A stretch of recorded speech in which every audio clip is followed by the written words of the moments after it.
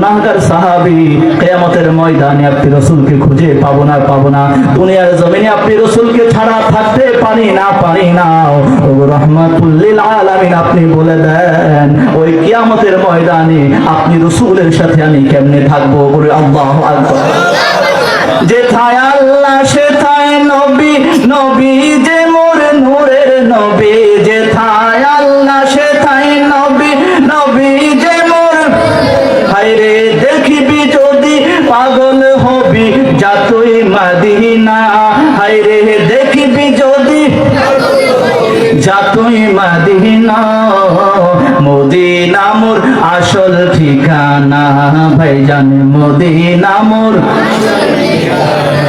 ও আমার বান্দারে, ও আমার বান্দারে, তোমরা কিভাবে আমি রব্বুল আলামিনের নিয়ামতকে অস্বীকার করবে? আমি রব্বুল আলামিনকে তোমরা কিভাবে অস্বীকার করো? আমি তো সেই আল্লাহ, তোমরা ছিলে মৃত, তোমাদের কোনো অস্তিত্ব ছিল না। আমি রব্বুল আলামিন তোমাদেরকে তোমাদের মায়ের পেটে দিলাম, তোমাদের মায়ের পেট থেকে দুনিয়ার জীবনে আনলাম, তোমাকে সুন্দর একটা জীবন দিলাম, ভালো মন্দ কাজ করার ক্যাপাবিলিটি দিলাম। ও আমার বান্দারে, ও আমার বান্দা, শুনে নাও, শুনে নাও, আমি সেই রব, যে রব আমি একদিন তোমাকে আবার মৃত্যু দিব। জোরে বলি সুবহানাল্লাহ। শুধু তোমাদেরকে মৃত্যু দিব তা নয়, তোমরা যখন মারা যাবে, মারা যাওয়ার পরে কিয়ামত হয়ে যাবে।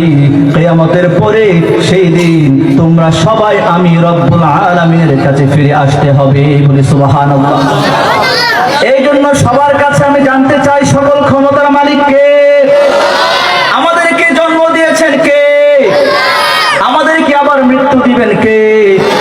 এই জন্য যিনি আল্লাহ আমাদের সকল কিছুর মালিক, যিনি আমাদের খালিক, যিনি রব্বুল আলামিন আমাদেরকে অস্তিত্ব দিয়েছেন, সেই আল্লাহর আদেশ নিষেধ মানার দরকার আছে না নাই?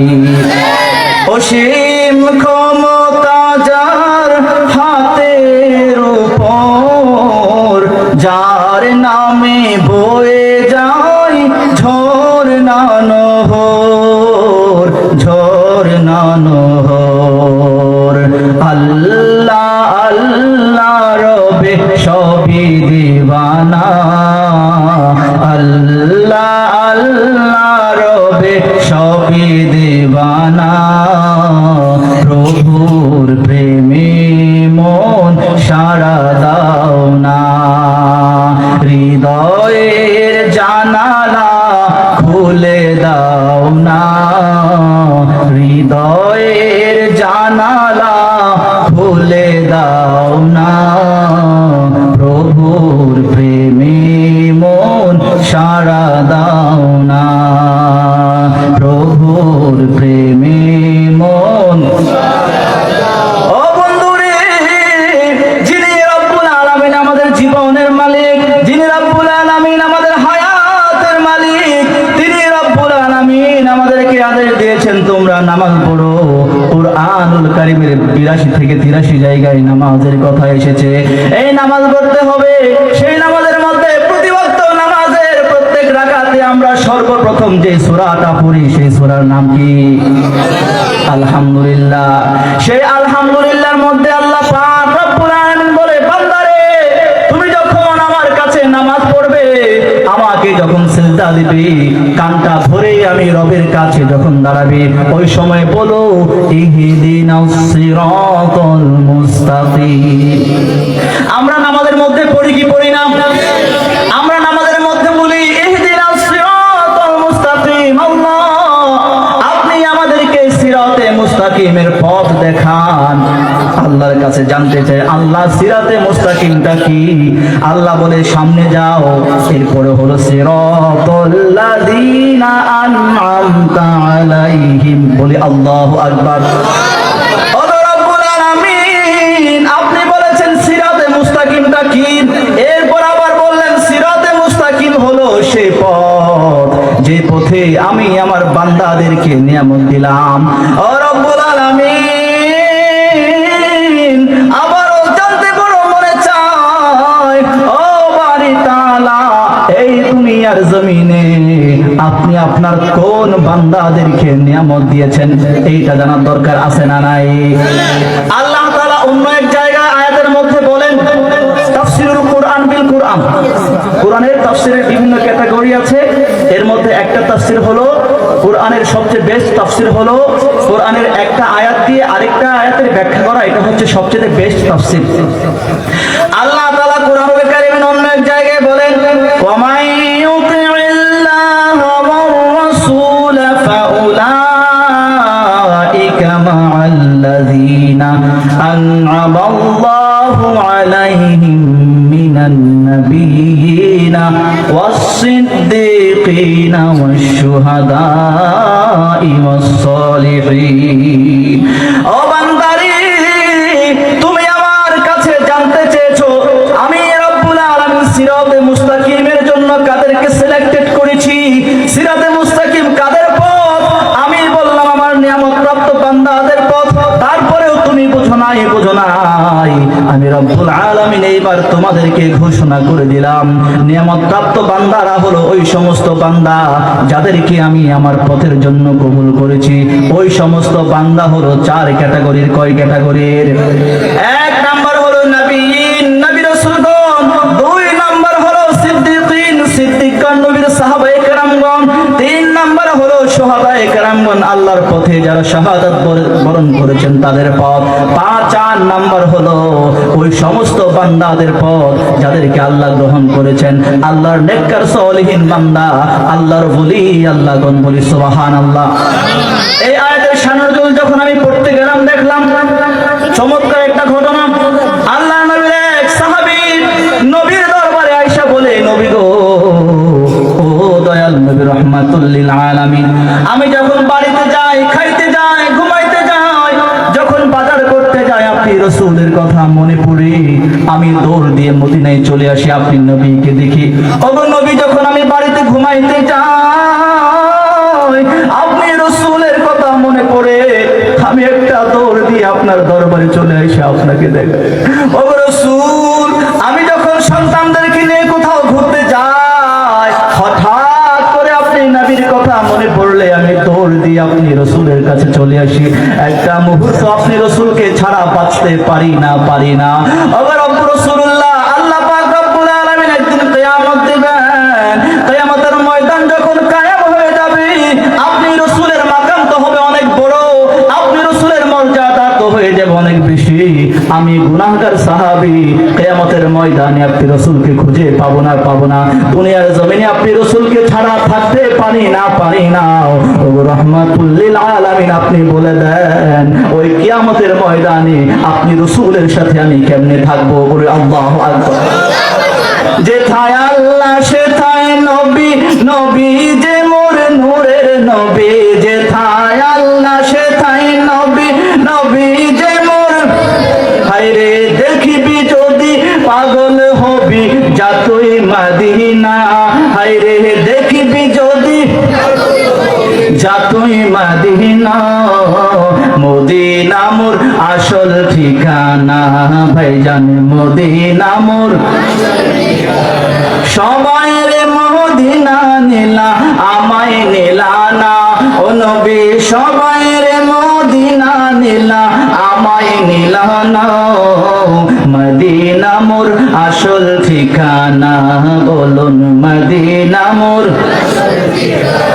নূর নবীজির সঙ্গ লবি, চিরদিন তুই সুখে রবি। নূর নবীজির সঙ্গ লবি, চিরদিন তুই সুখে রবি। মরা দিল তোর তাজা হবে, মরা রবে না। হায়রে মরা দিল তোর তাজা হবে, মরা রবে না। মদিনা মোর আসল ঠিকানা, বলি না মদিনা মোর আসল ঠিকানা। ও বন্ধুরে, আমরা এমন নবীর উম্মত, যেই নবীকে ভালোবাসলে জান্নাত পাওয়া যায়, যেই নবীকে ভালোবাসলে আল্লাহর দিদার পাওয়া যায়, যেই রাসূলকে ভালোবাসলে দুনিয়াতে শান্তি পাওয়া যায়, যে রাসূলকে ভালোবাসলে আখিরাতে মুক্তি পাওয়া যায়। আল্লাহর নবীর স্পেশাল দুইজন সাহাবী, একজনের নাম হলো হযরতে আবু বকর, দ্বিতীয় জনের নাম হলো হযরতে ওমর। হযরতে আবু বকর আমার নবীর কাছে ওনার মেয়েকে বিয়ে দিয়েছেন।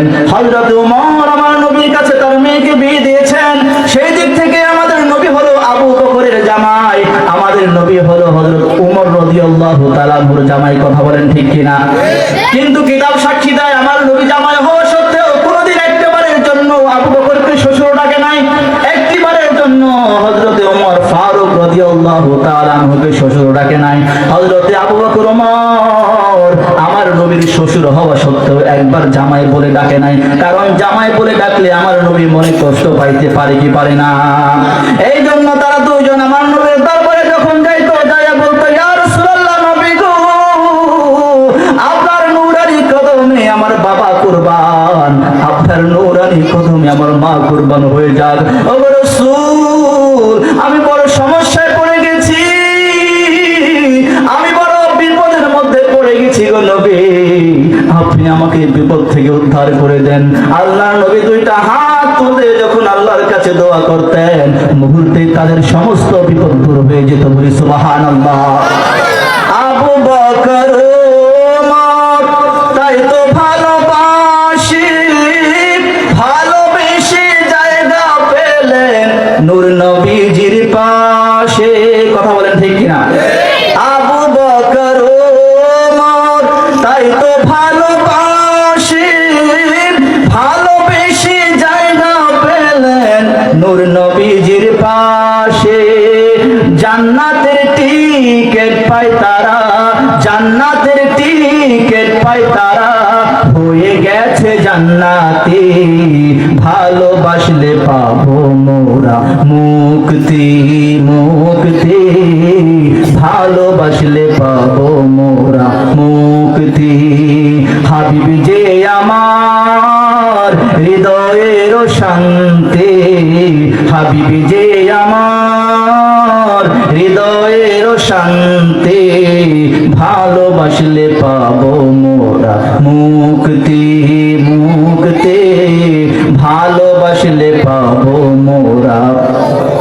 ও আমার বন্ধুরা রে, আল্লাহর নবীকে যদি আমরা ভালোবাসি, এই দাবি করি, হাদিসের মধ্যে ইরশাদ করেছেন, মান তাশাব্বাহা বিকাউমিন ফাহুয়া মিনহুম।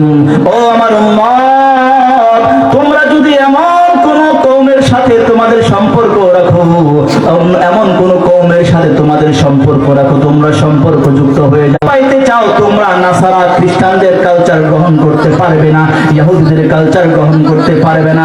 তোমরা যদি ইহুদিদের কালচার গ্রহণ করো, খ্রিস্টানদের কালচার গ্রহণ করো, তোমরা আমি আল্লাহর বান্দা হিসেবে থাকতে পারবে না, কথা বলেন ঠিক কিনা? কিন্তু বড় দুঃখের বিষয়, আমরা খ্রিস্টান কালচার গ্রহণ করে ফেলেছি, ইহুদিদের কালচার গ্রহণ করে ফেলেছি। আর ডিসেম্বরের 27 তারিখ, আর 3 দিন পরে আপনার হ্যাপি নিউ ইয়ার শুরু হয়ে যাবে, কথা বলেন ঠিক কিনা? হ্যাপি নিউ ইয়ার শুরু হয়ে গেলে তখন আমরা মুসলমানরা আমাদের দায়িত্ব ভুলে যাই, আমরা খ্রিস্টান কালচার শুরু করে দেই, খ্রিস্টানদের মতো আমরা হ্যাপি নিউ ইয়ার উদযাপন শুরু করে দেই, ডান্স করি, বাদ্য বাজাই, ফানুস উড়াই, ফুটকা ফোলাই। এগুলো কোনো মুসলমানের কাজ হতে পারে? আরেকটু জোরে বলুন, কাজ হতে পারে? আপনি দুনিয়ার জমিনে যাদেরকে বন্ধু বানাবেন, যাদেরকে আদর্শ রূপে গ্রহণ করবেন, পরকালে আপনি তাদের সাথী হবেন।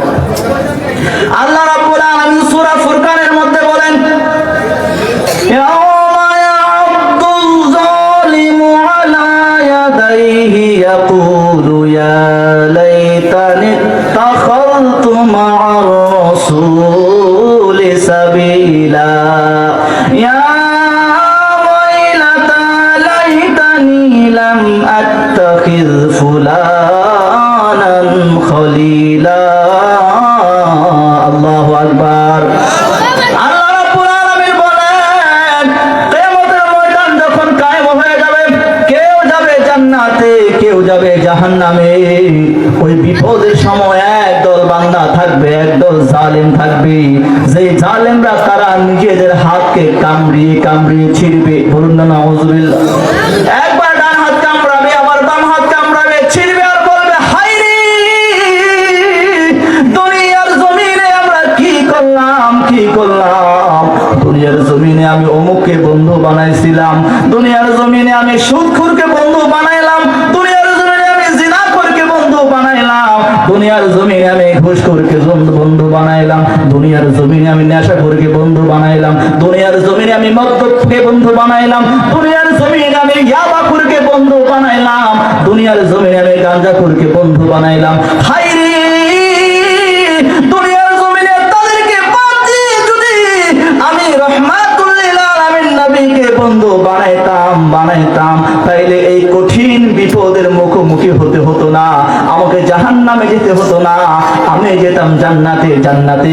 ওগো রব্বুল আলামিন, আপনি আমাদেরকে আরো একটা বারের জন্য সুযোগ দেন, আমরা দুনিয়ায় যাব, সব ধরনের ভালো ভালো কাজ করব। আল্লাহ বললেন, বান্দারে আমি তোমাদেরকে দুনিয়ার জমিনে একবার পাঠাইলাম, আমি ঘোষণা করছি একবার দুনিয়ায় পাঠাইছি, দ্বিতীয়বার ব্যাক করতে পারবা না।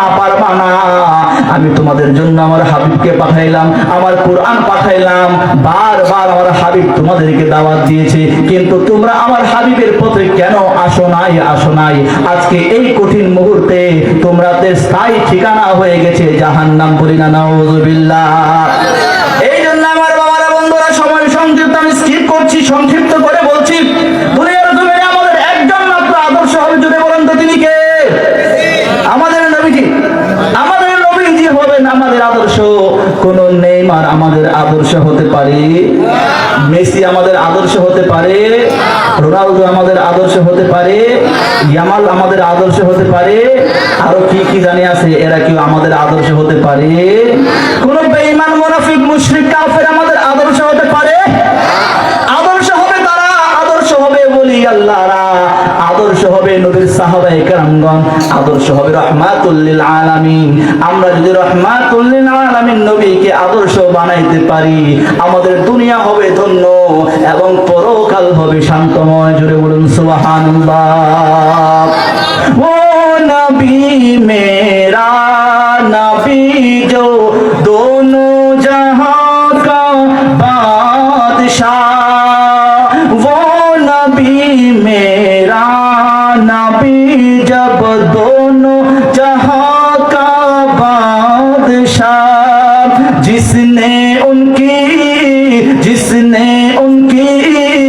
हुस्नो कहा जन्नत का मेहमान हो गई, जग में जब आई मोहम्मद इस्लाम जिंदा हो गई। ও আমার বন্ধুরে, সেই রাসূলকে আদর্শ গ্রহণ করতে হবে, যেই রাসূলের গুণগান গাইলে জান্নাত পাওয়া যায়। বিগত সময়ে যারা রাসূলের গুণগান গেয়েছে, নবীকে নিজের জানের চাইতে বেশি ভালোবেসেছে, তারা এই দুনিয়ার জমিনে জান্নাতের ঘোষণা পেয়ে গেছে। বলি সুবহানাল্লাহ। क्या बयां करूं मैं, क्या तारीफ करूं बयां में, प्यारे नबी के शान में, जिसने उनको पैदा किया, जिसने उनको पैदा किया, खुद भी शैदा हो गई, जग में जब आए मोहम्मद इस्लाम जिंदा हो गई। बोली, जग में जब आए मोहम्मद। আমাদের নবী যখন দুনিয়ার জমিনে আসছে, ইসলাম প্রতিষ্ঠা হয়েছেনি? আমাদের নবী যখন দুনিয়ায় আসছে, শুধু ইসলাম প্রতিষ্ঠা হয় নাই, আল্লাহর নবী রাহমাতুল লিল আলামিন যখন এই দুনিয়ায় তাশরীফ আনছে, মক্কার বড় বড় মূর্তিগুলো থুবড়ে পড়েছে, আর তাদের জবান থেকে বের হয়েছে কালিমা লা ইলাহা ইল্লাল্লাহু মুহাম্মাদুর রাসূলুল্লাহ। বলি আল্লাহু আকবার। তাইলে আমার আপনার নবী মহান নবী, যে নবীর প্রশংসা করলে জান্নাত পাওয়া যায়, যেই নবীর প্রশংসা করলে আল্লাহর দিদার পাওয়া যায়, যেই নবীর গীবত করলে, যেই নবীর সাথে দুশমনি করলে জান্নাত পাওয়া যায়। নবীকে সাংবাদিক বললে জান্নাত পাওয়া যাবে? পাওয়া যাবে। নবীকে আমার মতো বললে জান্নাত পাওয়া যাবে। নবীকে একেবারে গরু রাখালের মতো বললে জান্নাত পাওয়া যাবে। রোজা মুদ্রা আর পূজা, মুদ্রার এপিট ওপিট বললে জান্নাত পাওয়া যাবে? গীতার মধ্যে গিয়া, হিন্দুদের পূজার মধ্যে গিয়া গীতা পাঠ করলে জান্নাত পাওয়া যাবে? আল্লাহর নবী বললেন, ও মুসলমানরা, তোমরা মুশরিকদের আস্তানায় যাইও না। যতক্ষণ পর্যন্ত মুশরিকদের আস্তানায় মুশরিকি শিরকি কাজকর্ম চলতে থাকে, ততক্ষণ পর্যন্ত ওই জায়গায় আল্লাহর গজব বর্ষিত হতে থাকে। যে জায়গার মধ্যে আল্লাহর লানত হয়, যে জায়গার মধ্যে আল্লাহর গজব বর্ষিত হয়, সেই জায়গায় কোনো মুসলমান যাইতে পারে? জোরে বলেন, পারে? আমরা ইমানদার মুসলমান, আমাদের কাছে দেশ নিরাপদ, জাতি নিরাপদ, যে কোনো ধর্মের লোক আমাদের কাছে নিরাপদ, কিন্তু আমরা তাদের উপাসনালয়ে গিয়ে আমাদের ঈমান বিক্রি করতে পারি। যে কথাটা বলতে চাচ্ছিলাম, 3 দিন পরে হ্যাপি নিউ ইয়ার, এটার আরো সুন্দর একটা নাম আছে, 31st নাইট ডে। সে নাম কি? 31st night day. মানে কত রকমের নাম দিয়ে আছে। এরকম আসর জমে, সে আসরের মধ্যে মদ পান করা হয়, নেশা করা হয়, ব্যভিচার করা হয়। আল্লাহর নবী নূরানী জবান দিয়ে ইরশাদ করেন, সহিহ মুসলিমের হাদিস, নবীজি বলেন, ও আমার বান্দারে, তোমরা, ও আমার উম্মতে, তোমরা 4 ধরনের কাজ করো না, 4 ধরনের কাজ করবা না। 4 ধরনের কাজ যদি তোমরা করো, ওই কাজ করা অবস্থায় তোমরা মুমিন থাকতে পারবা না, তোমাদের ঈমান চলে যাবে। সাহাবায়ে কেরাম জিজ্ঞাসা করলেন, নবী গো, সেই কাজগুলো কি? নবীজি বললেন, 1 নাম্বার হলো জিনা করা, ব্যভিচার করা। কোন বান্দা যখন জিনায় লিপ্ত হয়ে যায়, ব্যভিচারে লিপ্ত হয়ে যায়, ওই সময় তার ঈমান তার সাথে থাকে না, ঝুলন্ত অবস্থায় থাকে। 2 নাম্বার হলো মদ পান করা অবস্থায়, নেশা করা অবস্থায়। যখন কোন বান্দা নেশা অবস্থায় থাকে, যখন কোন বান্দা মদ পান করে, বাবা খায়, ইয়াবা খায়, গাঞ্জা খায়, ফেন্সিডিল খায়, এরকম যতগুলো আছে, যখন কোন বান্দা এই ধরনের নেশা জাতীয় খাবারগুলো খায়, ওই সময় তার ঈমান তার সাথে থাকে। 3 নাম্বার হলো যখন কেউ চুরি করে। কি করে? চোর আমাদের দেশে আছে না নাই? আছে। ইন্টারন্যাশনাল চোর আছে, বাড়ি গিয়ে বানায় ফেলছে। এরা মানুষ না, এরা অমানুষ। যারা মানুষের সম্পদ লুণ্ঠন করে, এরা মানুষ হতে পারে? নবীজি বললেন, 3 নাম্বার হলো যখন কোনো ব্যক্তি চুরি করতে যায়, চুরি করার সময় ওই ব্যক্তির সাথে ঈমান থাকে।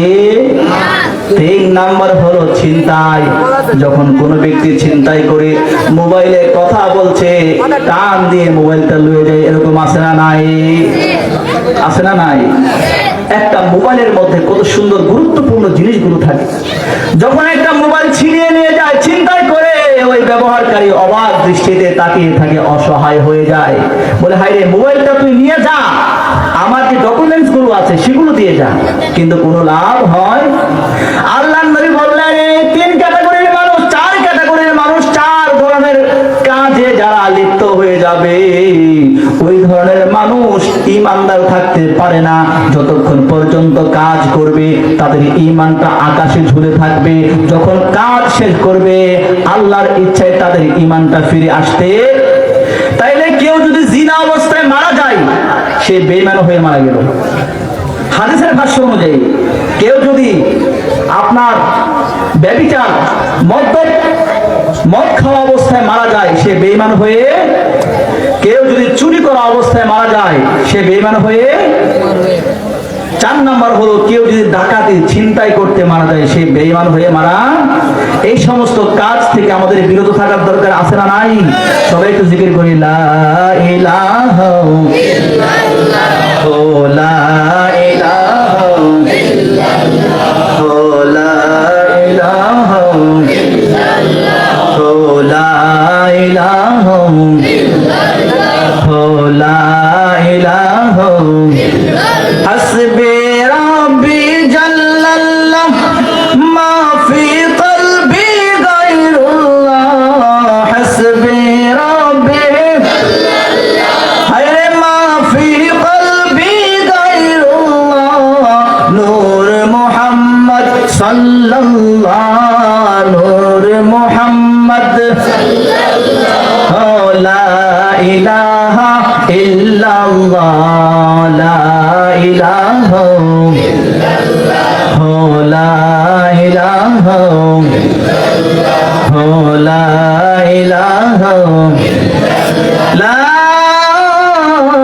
ইলাহা ইল্লাল্লাহ মুহাম্মাদুর রাসূলুল্লাহ সাল্লাল্লাহু আলাইহি ওয়াসাল্লাম।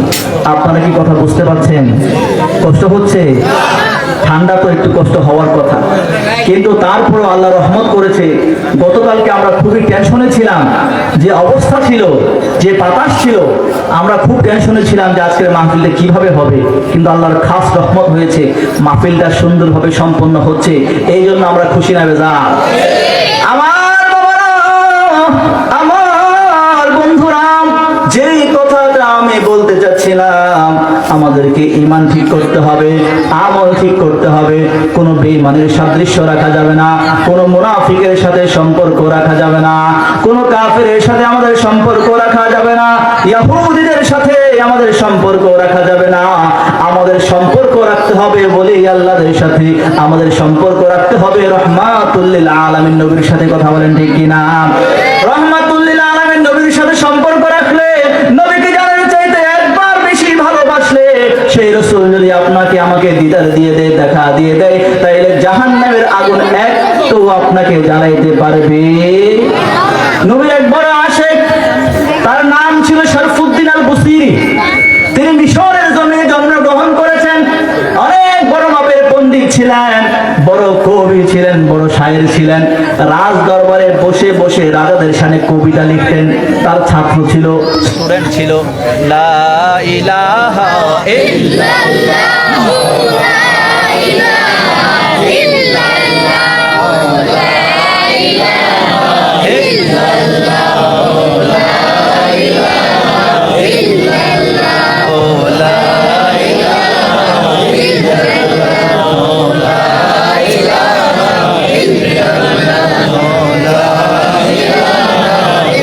ইল্লাল্লাহ, লা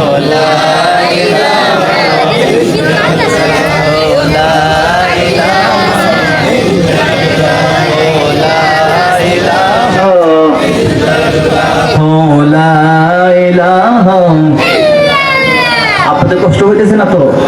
আমি আর অল্প একটু বলবো, শেষ করবো। প্রধান বক্তা চলে আসতেছে ইনশাআল্লাহ। প্রধান বক্তা কিন্তু অনেক বড় মাপের বক্তা।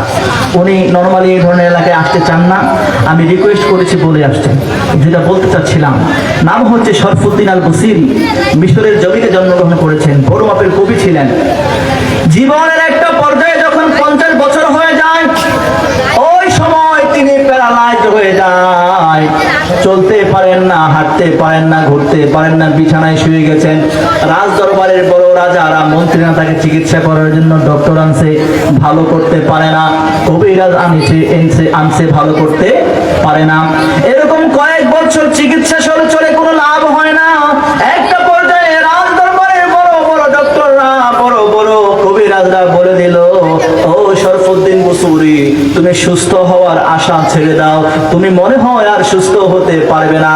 ও আমার মুরব্বি বাবারা, যুবক ভাইয়েরা, পর্দার আড়ালের মায়েরা, বোনেরা, আপনাদেরকে আমি জিজ্ঞাসা করতে চাই, পৃথিবীর ডাক্তার যদি কাউকে সুস্থ করতে না পারে, পৃথিবীর ডক্টরের কোনো সুস্থ করার ক্ষমতা নাই, সুস্থ করতে পারে একজন।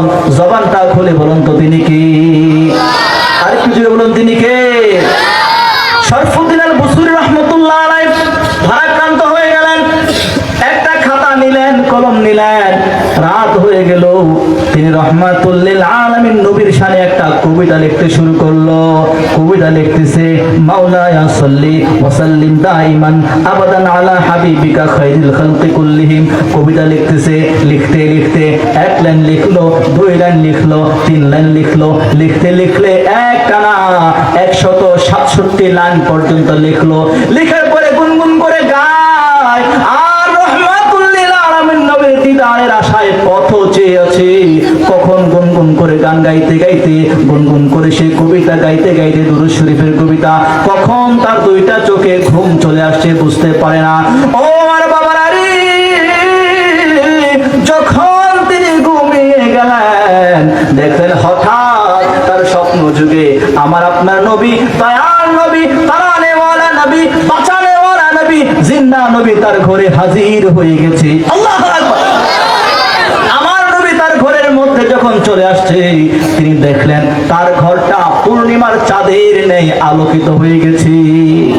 নবীজি বললেন, শরফুদ্দিন বুসুরি, তুমি এমন কত সুন্দর দুরূদ শরীফের কবিতা লিখলা, যে দুরূদ শরীফের টানে আমি রহমাতুল লিল আলামিন আর মদিনায় থাকতে পারি নাই, আমি তোমার ভাঙ্গা ঘরে হাজির হয়ে গেলাম। নারে তাকবীর, নারে তাকবীর, নারে রিসালাত, আহলে সুন্নাত ওয়াল জামাত। প্রধান বক্তার আগমন, এলাকাবাসীর পক্ষ থেকে